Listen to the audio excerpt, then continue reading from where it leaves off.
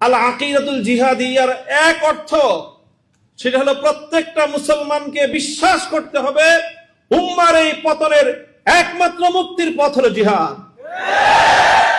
বাস, এখানে full stop, আর কোনো কথা নাই।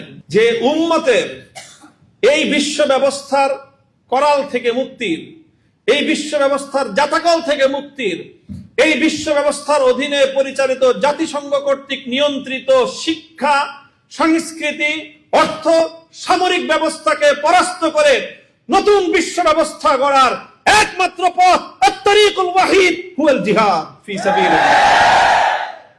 আলহামদুলিল্লাহি ওয়া কাফা ওয়া সালামুন আলা ইবাদিহিল্লাযিনা ইসতাফা, আম্মা বা'দ।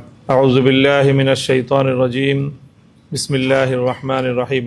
ওয়া'দাল্লাহুল্লাযিনা আমানু মিনকুম ওয়া আমিলুস সালিহাতি লা ইস্তাখলিফান্নাহুম ফিল আরদ কামা ইস্তাখলাফাল্লাযিনা মিন ক্বাবলিহিম ওয়া লা ইউমাক্কিনান্না লাহুম দীনাহুমুল্লাযী ইরতাদা লাহুম ওয়া লা ইউবাদদিলান্নাহুম মিন বা'দি খাউফিহিম আমনা।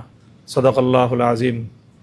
বাংলাদেশ খেলাফত ছাত্র মজলিসের শাখা দায়িত্বশীল সভার উপস্থিত আজকের এই সভার স্নেহাস্পদ সভাপতি, বাংলাদেশ খেলাফত ছাত্র মজলিসের কেন্দ্রীয় সভাপতি, উপস্থিত বাংলাদেশ খেলাফত মজলিসের কেন্দ্রীয় নির্বাহী সদস্য, সংসদ সদস্য মোহতারাম মাওলানা সাইদুদ্দিন হানজালা, উপস্থিত অন্যান্য নেতৃবৃন্দ, বাংলাদেশ খেলাফত মজলিস, যুব মজলিস ও ছাত্র মজলিসের দায়িত্বশীল বৃন্দ, সারা দেশ থেকে সমবেত আমার প্রাণপ্রিয় জেলা দায়িত্বশীল ভাইরা, আমরা আজকের এই দায়িত্বশীল সভায় এখানে সমবেত হয়েছি নির্ধারিত ডেলিগেটদেরকে নিয়ে আজকের এই প্রোগ্রাম।